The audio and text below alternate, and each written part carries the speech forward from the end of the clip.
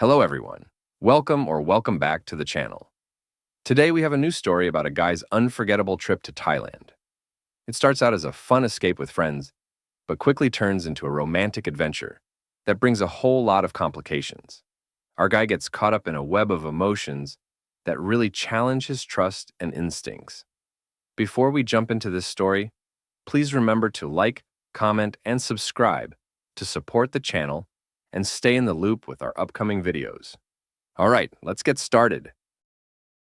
When Luka decided to go back to Thailand, it felt like diving back into a beautiful dream, one he'd had long before, where every scene shimmered with color, warmth, and mystery. This time, though, the trip had a twist. He was bringing along his little cousin, Adam, and his best friend, Alex. Adam was eager to explore, bursting with the excitement that only an 18-year-old on his first big trip abroad could have. Alex, who'd traveled a bit more, was thrilled too, looking forward to the adventure and the escape they all craved. The journey began in Paris, where they navigated the formalities to get a 3-month tourist visa.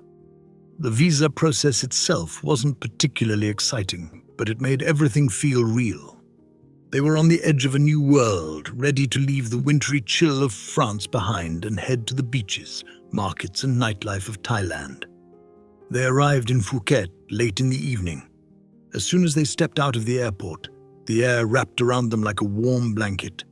Everything felt new, the humidity, the sense of street food mixing with the salty tang of the ocean, and the lively noise of tuk-tuks racing down the road. Wasting no time, they dropped their bags at the hotel, changed into lighter clothes, and set off to explore. For weeks, each day was filled with a blend of excitement and total freedom. Their routine had little structure. They'd wake up, grab something delicious from a street vendor, then either lounge on the beach, hop on a boat to a nearby island, or explore the city's bustling markets. At night, they threw themselves into the local nightlife, following the rhythm of the music, the lights, and the waves of people celebrating as though every night were a holiday. There was a feeling in the air, one of complete liberation. Adam's face reflected the thrill of a world so different from his own, and Alex, with his easygoing nature, fell right into the pace of life there, adding humor and energy to every adventure. For those few weeks, it felt like nothing could break the spell. One night, as they strolled through the neon-lit streets of Patong Beach, the nightlife district in Phuket, 2 women walking ahead of them caught their attention. A bouncer in front of a club playfully aimed his laser pointer at one of them, and they turned, laughing, then caught sight of Luka and his friends. There was something spontaneous in the way they all came together, like they were pieces of the same wild puzzle that night. The girl Luka ended up talking to was striking. She had bright eyes, a contagious laugh, and, luckily, spoke English. Her name was Nicha. Talking to her felt easy and natural. They laughed over language gaps and found common ground, even though they came from opposite sides of the world. By the time the night was over, Luka knew he wanted to see her again. Over the next few weeks, Nicha and Luka grew closer. They spent almost every day together, visiting temples, trying new foods, and exploring hidden parts of the city that tourists rarely saw. With every passing day, they connected a little deeper. Their conversations went from playful banter to late-night talks about dreams, families, and lives. It felt like she understood him in a way that was rare. As Luka's departure date approached, saying goodbye was harder than he'd anticipated. But life called him back to France, and he knew it was time to return. Nicha and Luka promised to keep in touch, to talk every day if they could. It was bittersweet, but he left with a warm feeling that their story wasn't over. About a month after he returned to France, Luka received a message from Nicha.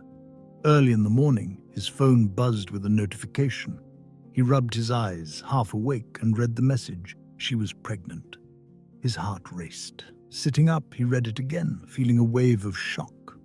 It wasn't just disbelief, but a mix of emotions, excitement, fear, and responsibility. He immediately thought back to their time together. They hadn't used protection, something taken lightly in the moment. But now, the consequences were staring him in the face. Luka knew he couldn't ignore this. He promised Nicha that he would support her, that he'd take care of all her medical expenses, even from France. They agreed to stay in touch, to talk every day and make it work, no matter the distance. True to his word, Luka made sure Nicha had everything she needed. They chatted constantly on Messenger, exchanging photos and updates. She even shared sonograms, and seeing them made the situation feel real. Luka had never thought he'd have a child with someone he'd met on a holiday. But as he looked at those images, he felt a sense of responsibility and, strangely, a sense of belonging. At first, everything seemed fine. But after a few weeks, a gnawing feeling started to emerge. Luka noticed a guy who kept leaving hearts on her Facebook posts. Initially, he shrugged it off, but the more he saw, the more it bothered him. This guy seemed to comment on every update, every ultrasound, and every post Nicha shared. Curiosity got the best of him, and Luka asked her about it. She said he was just a friend. Luka wanted to believe her, but doubts crept in. Friends didn't usually leave heart emojis on every post, especially on photos as personal as these. After some persistence, she admitted he was her ex, a guy still in love with her, but assured Luka she no longer had contact with him. Despite her explanation, a part of Luka remained unconvinced. Something just didn't feel right. His instincts told him there was more to the story, but he pushed the thought aside, trying to stay focused on the child he thought was his. As time passed, doubts lingered. Unable to ignore the feeling that something was off, Luka decided to dig a little deeper. Nicha's Facebook profile was public, as was her ex's. Scrolling through, Luka saw more than a few photos of them together, some with captions like "I miss you" and "Me too." His heart sank. It seemed clear that there was a connection between them that hadn't really ended. When he confronted her, Nicha brushed it off, saying she was just close with his family and occasionally visited them. Her words didn't reassure Luka. His gut told him there was something hidden beneath her explanations. Driven by a need to know the truth, Luka created a fake Facebook profile with a generic photo of an Asian woman, adding both Nicha and her ex to keep tabs discreetly. Soon, he noticed something strange. Nicha and her ex were often in the same locations, sometimes on the same days. It seemed like more than coincidence. When he brought it up, Nicha became defensive, accusing Luka of creating problems where there were none. Despite her anger, he told her he'd give her the benefit of the doubt, but he wasn't ready to ignore his suspicions. Meanwhile, some friends who lived in Phuket had learned about Luka's situation. Understanding his doubts, they offered to help. He told them which hospital Nicha planned to deliver at, and they agreed to check things out. A few days after the baby was born, his friends went to the hospital, hoping to get a glimpse of any family members who might be there. What they discovered shattered any illusions Luka had held. Nicha's ex's family was present at the hospital. It felt like the final piece of a painful puzzle falling into place. Luka's suspicions were no longer just in his mind, they were confirmed. With a heavy heart, Luka decided he had to go back to Thailand. He needed to confront Nicha in person to make her see he deserved the truth. He booked a flight to Phuket, filled with a mix of anger, sadness, and determination. He wanted answers and wasn't leaving without them. When he arrived in Phuket, Luka called Nicha and asked her to meet him at his hotel. She arrived, looking nervous. They sat down, and he laid it all out. He told her what he'd discovered, how her stories didn't add up, and the suspicions that had grown with each lie. She tried to deflect, insisting that everything she'd told him was true, but her resolve began to fade. Finally, Luka asked her directly if she was certain he was the father. For a moment, she was silent.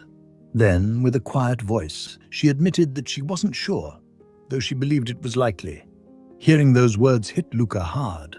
All the hope, the sense of responsibility, plans he'd made, it all felt hollow. Luka told her they needed a paternity test. They agreed to go to Bangkok to get it done as soon as possible. The journey was tense, with barely any words exchanged. 2 weeks later, the results came back. As he'd expected, the child wasn't his.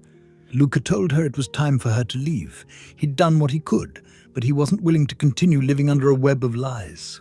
She packed her things and left, and as he watched her go, Luka felt a strange mix of relief and heartbreak. This experience taught Luka hard lessons. Sometimes people trusted can hide painful truths, and a warm smile or sweet words can conceal more than expected. But above all, it reminded him of the importance of trusting his instincts. Even when faced with love and hope, listening to his inner voice ultimately saved him from a lifetime tied to something that wasn't real. Returning to France, Luka found himself changed. He was more guarded, more aware, and more appreciative of the people in his life who had been honest and true. The adventure had started with dreams of beaches, parties, and freedom.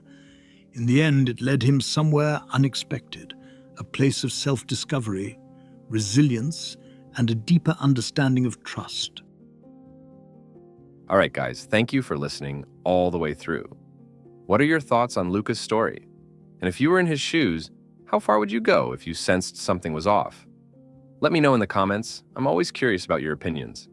And if you enjoyed this tale, don't forget to hit that like button and subscribe so you won't miss the next one. Until next time, keep having fun, but stay safe.